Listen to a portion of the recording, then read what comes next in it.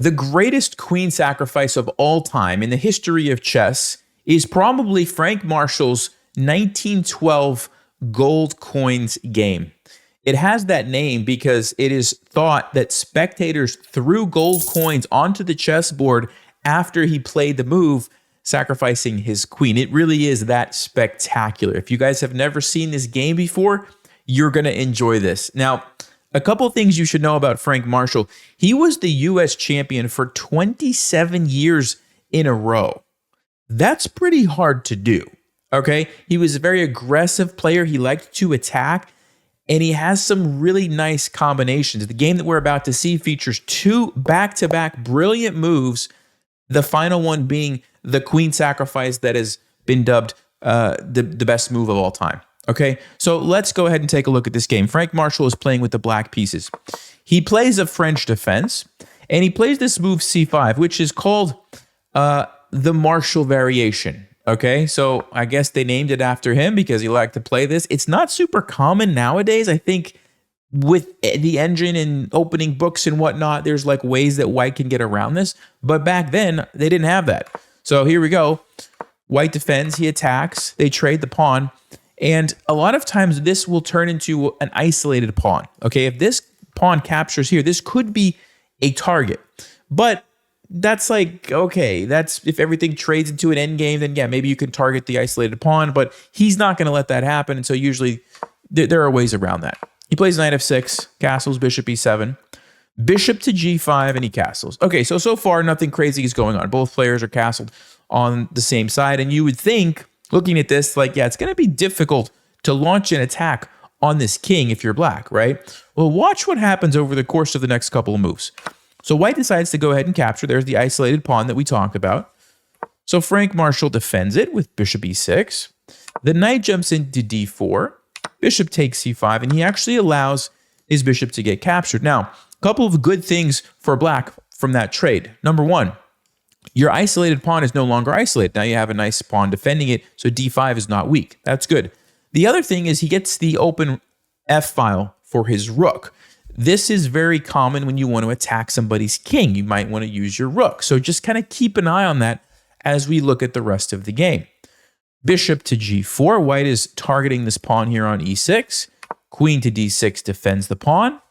Bishop to h3. Kind of a weird place for the bishop. Stockfish likes it, but it's just kind of like, I don't think I've ever seen a bishop just randomly sitting over there in most of my games. Anyway, Marshall brings the rook over, queen to d2, bishop to b4. This is an annoying pin, and he's probably thinking about ideas of knight to e4 at some point, causing some problems here. So white decides to go ahead and trade off the knight for the bishop. Now, rook takes f6. Remember what I said, the open f-file. And this is also what we call a rook lift. Okay, another really nice idea to attack someone's king. When you need to get your rooks into the game, rather than throwing your pawns in front of your king forward, if you can do a rook lift up and over, that's another way to get the rook involved. Okay, so pay attention to what's happening here. Rook f6. Rook a to d1, queen to c5. He's targeting this. He's also lining up here, which is, again, the open f-file can help there. All right, let's keep going. Queen to e2. And here he decides to go ahead and trade. So he messes up the pawn structure. That's one thing. But also comes in with the queen. Now, Stockfish doesn't like it for some reason. I don't know why, but it doesn't really matter. Okay. Rook takes d5. Nice move by white. What are they doing? Well, there's a pin here. So you can't take the rook or you lose. All right. And if you say, well, it's just a trade, a rook for a rook. No, it's not, because watch this. After this happens, you have to block. The bishop comes down, which forces your king to move because the rook is pinned, and then you get checkmated. Okay, so you actually cannot take that rook. So nice move by white. So what is black going to do? If you want to pause, what's the move?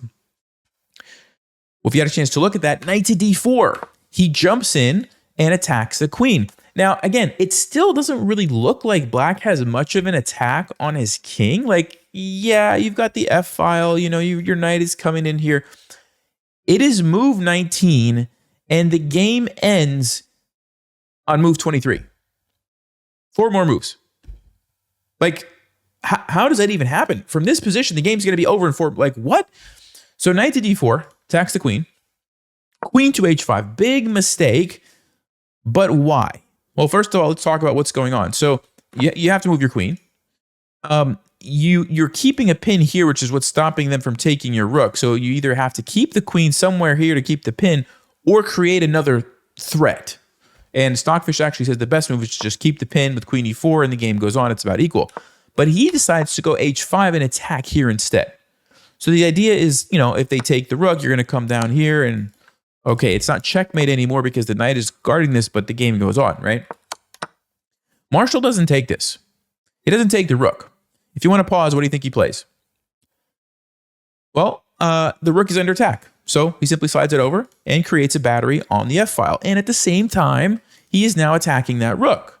Okay, white moves the rook. Seems really pretty normal, right? Now what?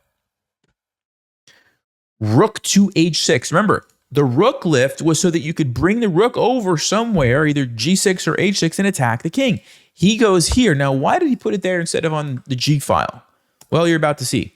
Queen to g5, and the first brilliant move from Frank Marshall in this game. That's correct. Rook takes h3. Very nice move. And hopefully you notice that if white decides to take this, look at this beautiful fork here on f3. Knight to f3. Triple fork, of course, we're mostly interested in the queen, and black is going to be winning. Okay, really nice. So, rook takes h3. White plays rook c5, attacking the queen. What do you think Frank plays here? All right, so this is the moment. This is the move that when spectators saw it, showered gold coins on the board. And when you see it, I think you will probably understand why they did that. It is the best move. It is Stockfish approved. It is absolutely absurd. It's a brilliant move.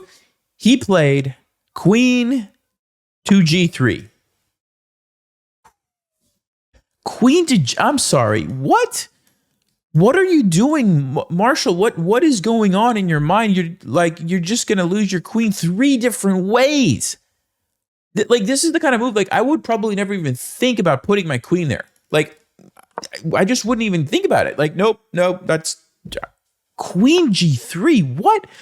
First of all, if they take this way, your king is trapped. This is checkmate immediately. Okay. All right, well, fine. But what if they take this way? This is here. So you jump in with the knight, forces the king, checkmate again. Wow. So because of the position of the rooks, with the support of the knight, both pawns can't capture the queen. That's pretty good, right? If the queen takes, well, then you have a fork. And then it actually gets even better. You have another fork, and both pawns can't take you again. Because here you're pinned, that's an illegal move, and here you get checkmated right away, back rank checkmate. So again, this square is like a free square for black to just use. You put the queen there, you put the knight there, and then after this happens, you actually can take the rook if you wanted, you could go check and then save your rook, whatever you want to do. You're going to come out up material. That's it. Game is over. He wins. White resigned, I think, right here. And then the gold coins came.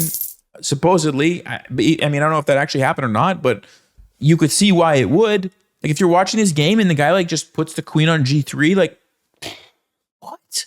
Can you just imagine? The spectators? What's going through their mind? Did he blunder? Why did he do that, Gold coins game. It's a good one. I hope you guys appreciated this, and probably the greatest queen sacrifice of all time. I mean, this is pretty incredible. Thank you guys for watching. As always, stay sharp, play smart, and take care.